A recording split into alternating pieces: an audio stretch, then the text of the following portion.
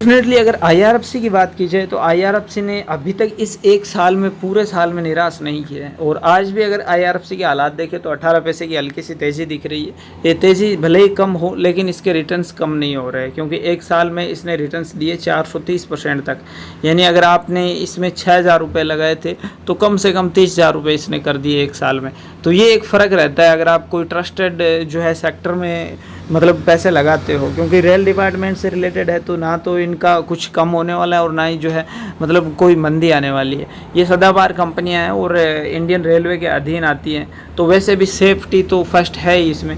हालांकि आज रेल विकास निगम और एनएचपीसी इन सब में जो है गिरावट देखने को मिली, लेकिन हल्की सी तेज़ी आज आईआरएफसी में है। हालांकि अभी ट्रेडिंग क्लोज नहीं हुई है, फिर भी आप मान सकते हैं पिछले 5 दिनों में थोड़े से हालात यहाँ पर आईआरएफसी के बुरे रहे, लेकिन अगर देखा जाए आईआरएफसी का फंडामेंटली काफ़ी स्ट्रॉन्ग है और आईआरएफसी जो है रिटर्न्स देगी, इसमें कोई दो राय नहीं है। एक महीने से इसने 18 रुपये का लॉस दिया है, जो कि काफ़ी बड़ा मार्जिन आप मान सकते हैं, क्योंकि कंपनी एक महीने पहले की बात करूँ तो 200 रुपये जो है टच कर लिया था ऑलमोस्ट, जो कि इसका एक साल का हाईएस्ट था 200 रुपये, वहाँ पर ट्रेड हो रही थी। अभी भी जो है 170-71 के आसपास चल रही है।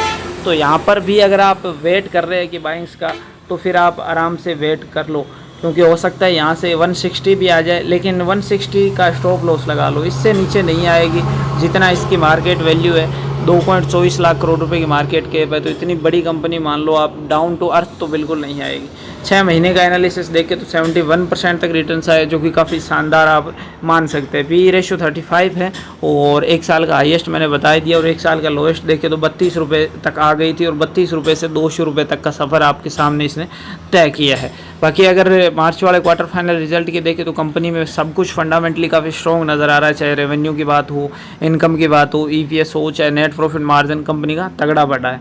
तो वैसे कोई लॉन्ग टर्म के लिए कोई इशू नहीं है। 2025 के अगर टारगेट्स देखें तो 350 और 300 के बीच में यहाँ पर आप मान सकते हैं, यानी 250-300 तो कन्फर्म आप मान के ही चलो, चाहे कितना भी अगर बुरा परफॉर्मेंस आता है आईआरएफसी का।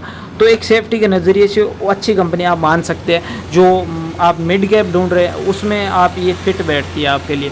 और एफओबी भी है, यानी फ्यूचर ओरिएंटेड बिजनेस भी है। जैसे जैसे मतलब ये फाइनेंस से रिलेटेड है, तो रेलवे में तो ये जो है सदाबहार चाहिए ही चाहिए, तो इसकी डिमांड जो है कम नहीं होने वाली है।